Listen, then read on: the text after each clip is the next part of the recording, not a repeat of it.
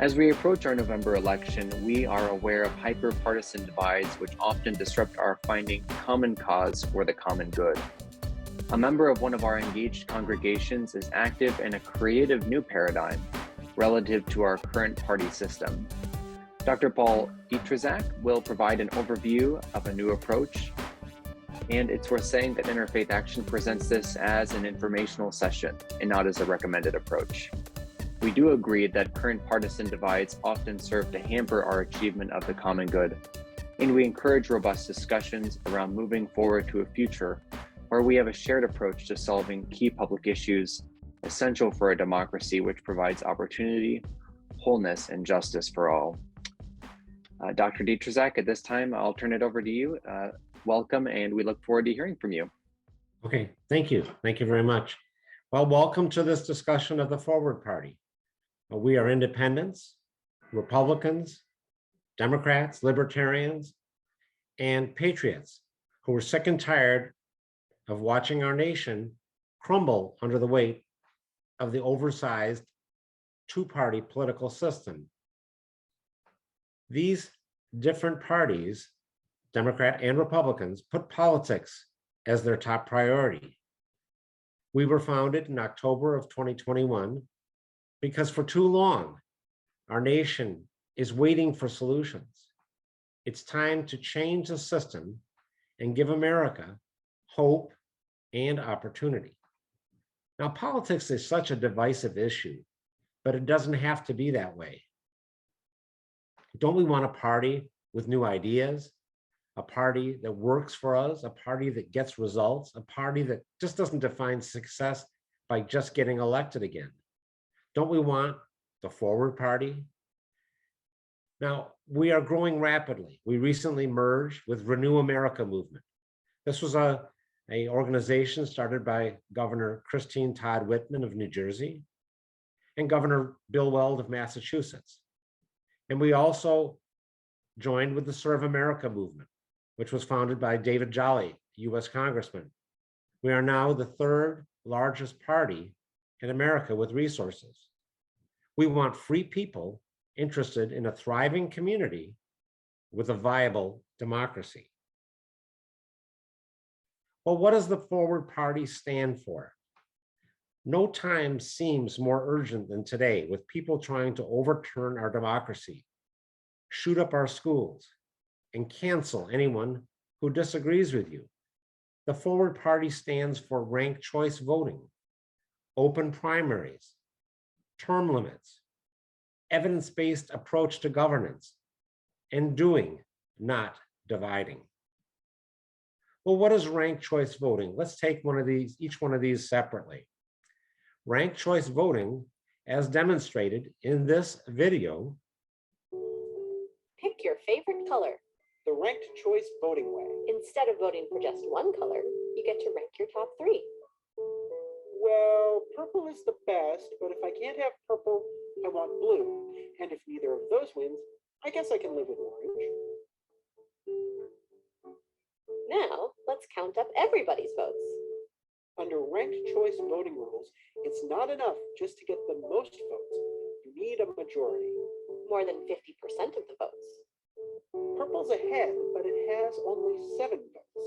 It needs at least 11 to win. So we eliminate the color in last place. Sorry, orange fans, we're going to your second choice. 2 more for green. 1 for purple. But no color has 11 votes yet. Still no majority. Bye-bye, blue. 1 more for purple. 4 for green. And we have a winner. The ranked choice voting way.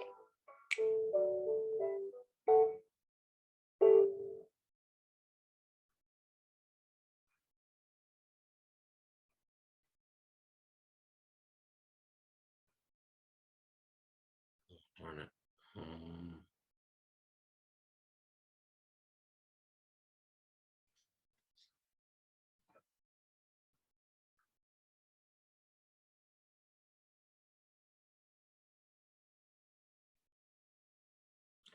So, sorry about that technical glitch there. But how does ranked choice voting work? The video shows, and what it ends up resulting is It results in promoting a representative outcome and majority rule. It prevents negative campaigning. Let's pretend I'm purple. Well, I want everybody to vote for purple as my favorite color. Now, I'm not going to trash green and blue and orange because I know some people like orange better, or some people like blue better, or some people like green. But I want them to think that purple might be their second choice, or purple might be their third choice. So I want to present to the public ideas, solutions, tell them why purple is the best color and why purple is the one that they want to go with. This then eliminates or minimizes negative campaigning. It provides more choices. Let's say I'm now the voter and I have to decide, do I want purple, green, blue, or orange? Well, you know, I just love purple. Purple is the best color ever. Purple, I just love. I would want to paint my house purple, my car purple, everything purple. But you know, if I couldn't paint it purple, maybe I'd choose green. You know, and I can live with green. You know, green's not bad. You know, so that might be my second choice. And then maybe blue. Well, blue's okay. It certainly isn't my first two choices, but blue is okay. But orange, I hate orange. I just never want to see anything orange. So I would vote for purple as number one, green as number two, and blue as number three. It allows me to express myself. I don't throw away my vote. If I really love purple, even though I know it's not going to win, I still have a chance to show my opinion that purple is my favorite color. So it provides us with more choices.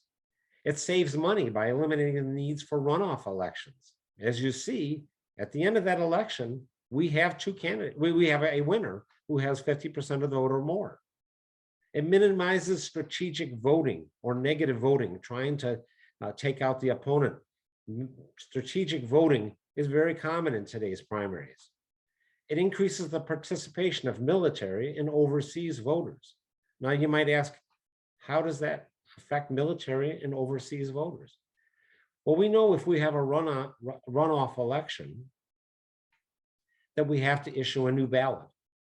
And it takes about 45 days to formulate the ballot, print the ballot, get them mailed out to people. So we mail these out overseas and people don't have enough time to receive the ballot, think it through, and vote on it. So studies show that runoff elections generally are not voted on by people overseas. So our military have less choice in who will represent them, and our overseas people have less chance of voting for them. That's why ranked choice voting really allows us a better way to run an election. What about primaries? Here in the state of Michigan, we recently had a primary that was a closed primary. You can either vote as a Democrat or you can vote as a Republican. So let's look here. For governor, we have John, Mary, and Sue. For Senate, we have Jack, Jill, and Sally. Those are on the Democrat side. They gravitate towards the left. On the Republican side, we have Frank, Larry, and Bo. For governor, and for senator, we have Phil, Leslie, and Carla. Now, most of the people are in the middle. 10% are on either side, either to the left or to the right, but most of the people are in the middle. So people have a hard time deciding if they have to stick in one primary. Maybe they like Mary for governor and they want to vote for Leslie for senator. They can't do it in a closed primary. Or maybe they want to vote for Larry for governor and Jill for senator. They can't do it in a closed primary. Over time, this gets candidates which are gravitating more to the left or to the right, and we get less candidates in the middle. Well, what about an open primary? In an open primary, you don't have to vote just Democrat or vote just Republican, left or right. The average person has a better choice. Maybe they want to vote for Mary for governor and Leslie for senator. Both Democrats and Republicans then not only recruit candidates that can appeal to the middle population, but those candidates, as they run their campaigns, will want to appeal to the average person in the middle. This gets better representation and better governance. We're for term limits. Now, 87% of Americans approve of term limits. It reduces the influence of lobbyists. It's been successful in 15 states and continues to be used. It's even successful in the state of Michigan. It prevents career politicians, people who just get elected repeatedly and never get anything done. Term limits is an important part of what the Forward Party stands for. We want evidence-based governance. Now, I'm a retired physician, and I think evidence-based medicine is one of the best concepts we've ever come across in medicine. We treat a patient based on studies, based on science, based on information. Governance should be based in the same manner. They should have studies or have evidence that one policy or another is particularly effective. In 1965, President Lyndon Baines Johnson said to two of his cabinet officers, "Go into that room and I want you to come up with a policy that's going to help the poor in America." Now Lyndon Baines Johnson, he was a very poor boy. He used to walk to school with holes in his shoes. He would put cardboard in his shoes so the holes would be covered up.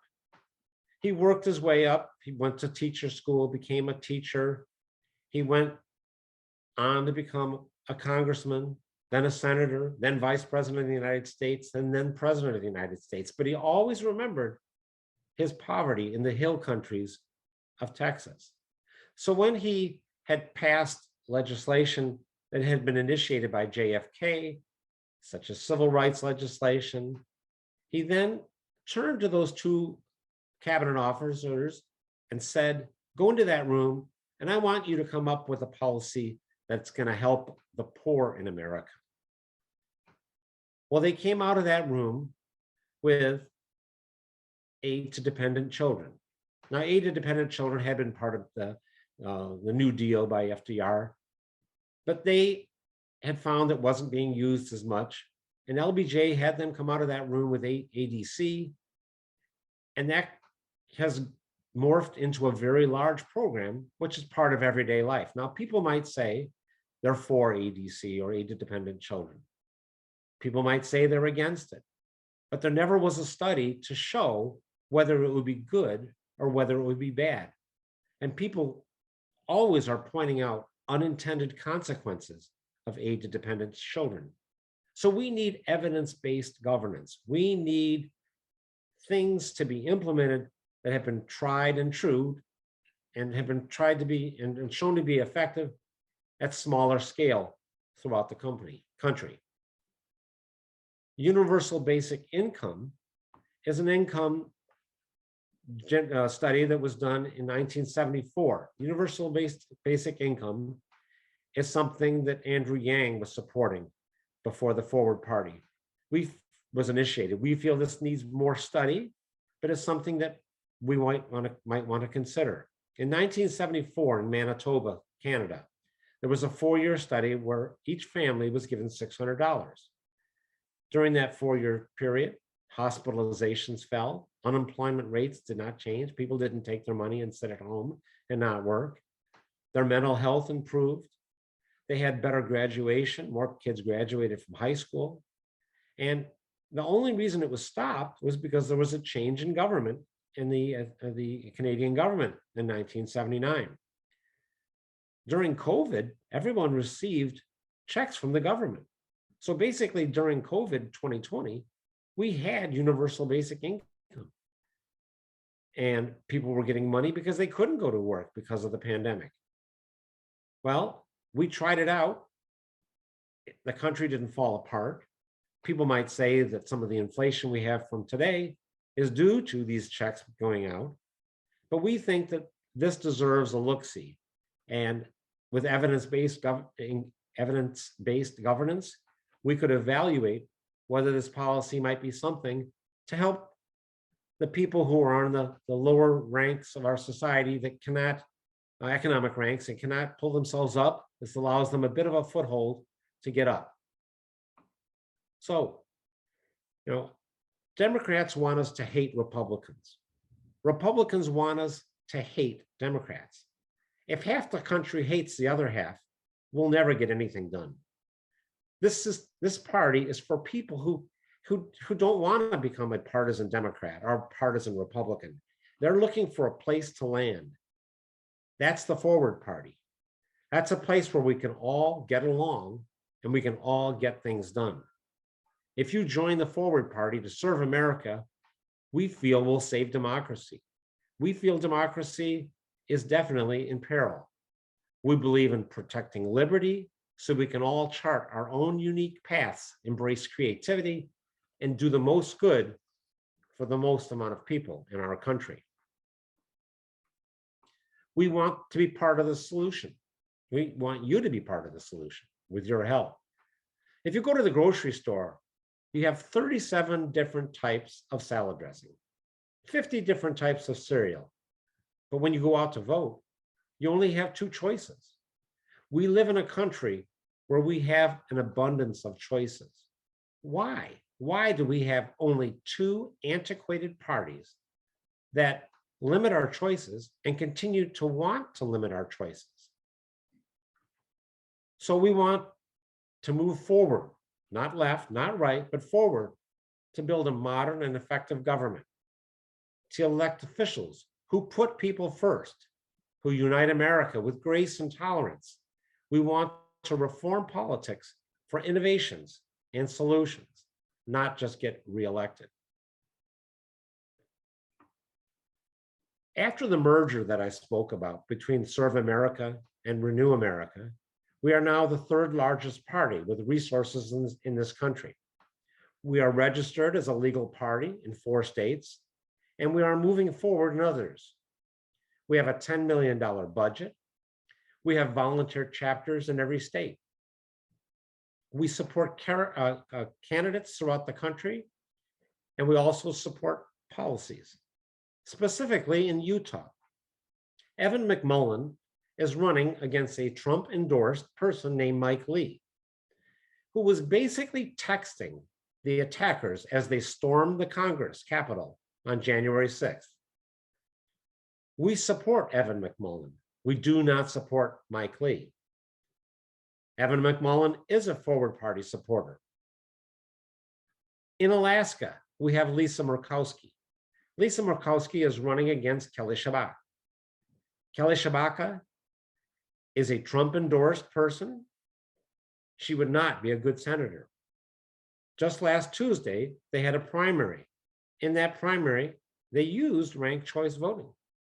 Ranked choice voting, it looks like the preliminary results suggest that the 2 candidates that will emerge from that primary will be Lisa Murkowski and Kelly Shabaka, and they'll face off in November for that Senate seat.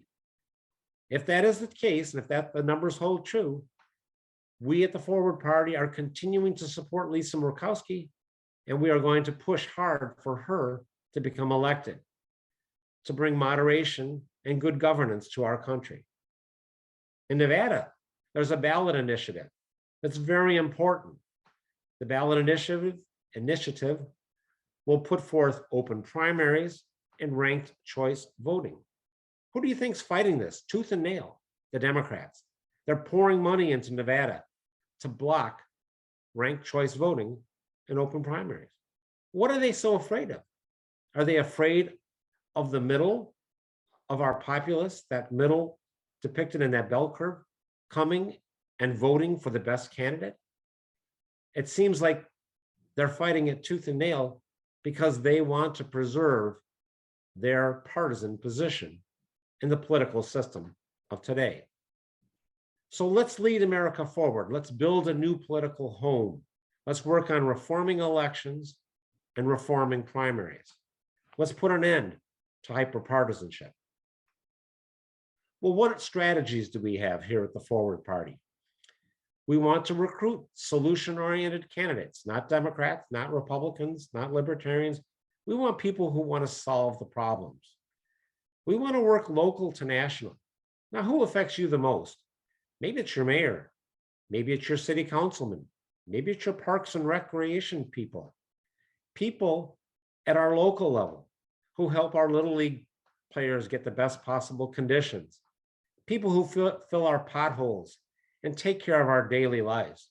We want a bottom-up approach, not a top-down approach. We're not emphasizing a candidate running for president or running for senators or governors. We're talking about all of us getting involved and working together from our local communities on up. We want nonpartisan representation. We want to be inclusive. We want everybody on our party, on our bandwagon, so we can work together to get solutions for each and every one of us. We want to be using grace and tolerance. You know, in America, there are 500,000 elected officials in America. Many of these races are uncontested. These people might be, these candidates might be you in the future. You know, think about our local elections. A district attorney can make all the difference in the world in our local population. So think of local races as being important, not just who's running for president, who's running for governor, and who's running for senator. What future directions do we have? Here at the Forward Party, we're going to have a national convention in 2023. As mentioned, we're registered in 4 states already.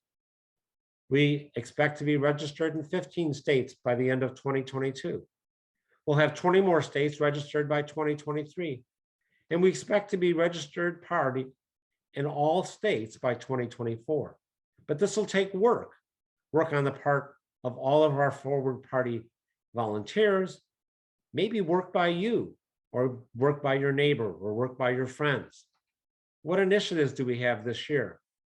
Well, we have a 15-state bus tour, which starts September 15th. They're going to tour across our great country to educate people, to recruit people, to inspire them. They'll start in Houston, Texas. Andrew Yang, a former presidential candidate, entrepreneur, and philanthropist, will be leading the charge. But he's not leading the charge as a presidential candidate for the future. He's leading the charge for a party that will change America for the better, from policy on up, from local government on up. There will be other famous guests and supporters along the way, from movie stars, business leaders, faith leaders, and even you.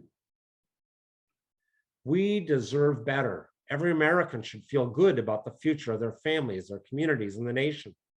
As I mentioned earlier, I am a retired physician deeply worried about the future of our country. I want our country to be better for our kids in the future. We need a new party like no other. We want to build a better, stronger America. Other third parties seek to influence policy. We plan to reshape politics from the bottom up. We're changing the game, and we want that to be a game where all of us play along. This system that we are fighting against, that presently exists, has taken on a life of its own. And the media and the voters have bought into it. They primarily because they see no choice. The media and the voters ignore third-party candidates. They focus on only electable candidates.